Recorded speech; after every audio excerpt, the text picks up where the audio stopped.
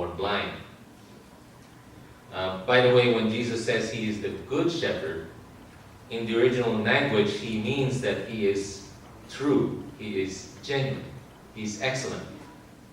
And when he says here that he is the good shepherd, he doesn't mean that he is one of the many shepherds, or that he is a model or example of a good shepherd. What he is saying is that he is the good shepherd. Although the Bible has many stories of faithful men of God who are in a way good shepherds, such as Jacob, Joseph, Moses, and especially David, king of Israel, the shepherd himself, none of them can compare to Jesus, who is the good shepherd. And even now, no human spiritual leader today can ever measure up to the standards of Jesus, although his true servants will resemble him in terms of motive, in terms of actions. There is only one true shepherd, and that is the Lord Jesus himself.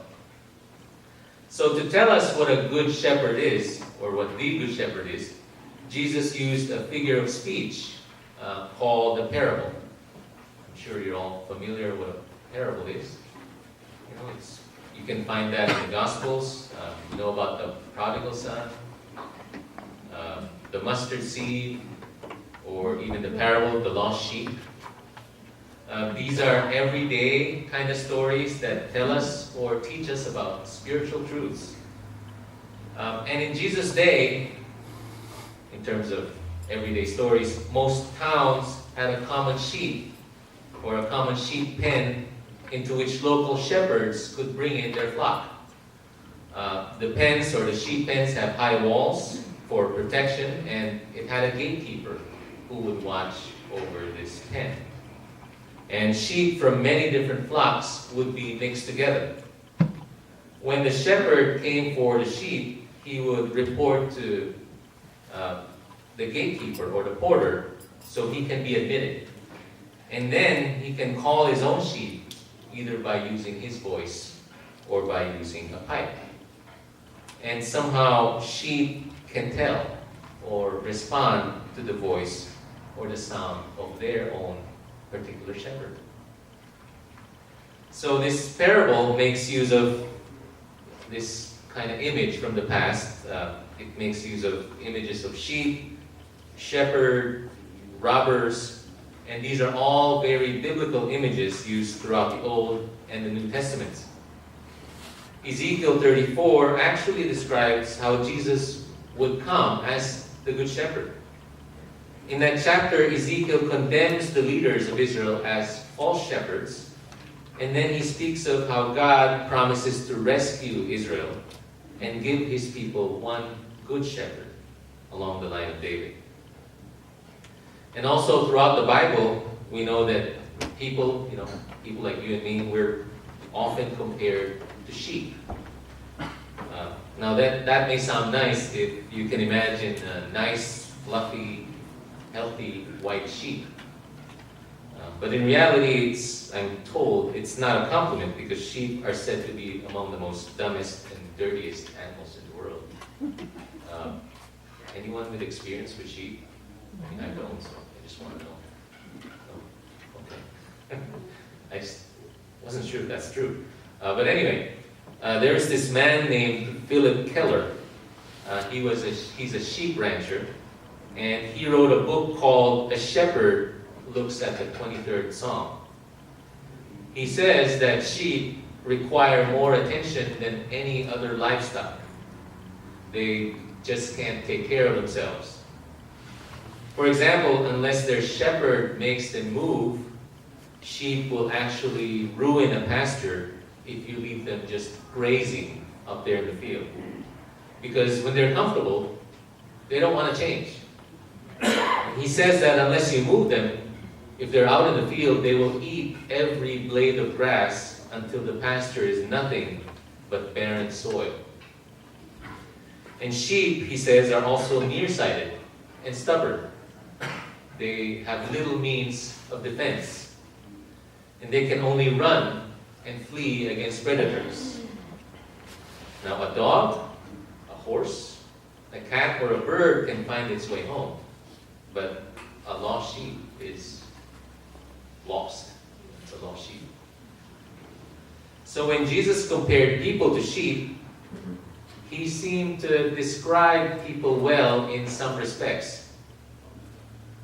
Most people I know, especially, for example, myself, we don't like change, even if it's for our own good. We would rather stay where things are comfortable. We already have our own places to eat. We have our favorite food and our favorite shows. We have our most comfortable chair at home. We maybe even have a favorite seat or place here at church and at the fellowship hall. Sometimes, we can get nearsighted and stubborn. And sometimes we can even find it easier to run away or flee from our problems or ignore our problems. And of course, none of us, including myself, we don't like to think we are dumb like sheep.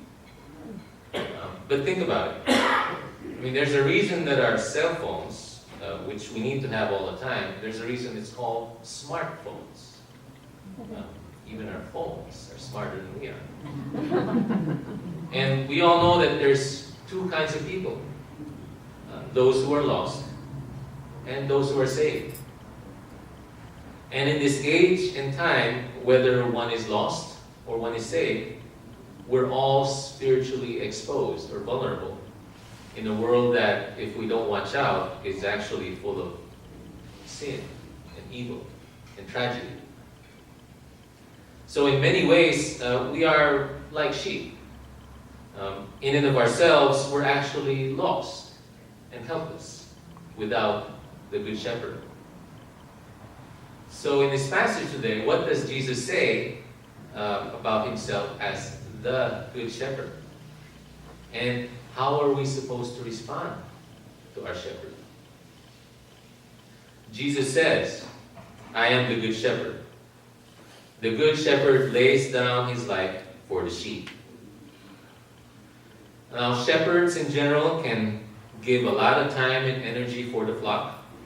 But in this passage, it is clear that Jesus is talking about his sacrificial death on the cross. This is the one thing above everything else that makes Jesus the Good Shepherd. He lays down his life for the sheep. The most distinctive and most central feature of our Christian faith is the teaching of the cross of Christ. There may be other shepherds other than Jesus that promise and give other different teachings. There's millions today that hear what is called the prosperity gospel.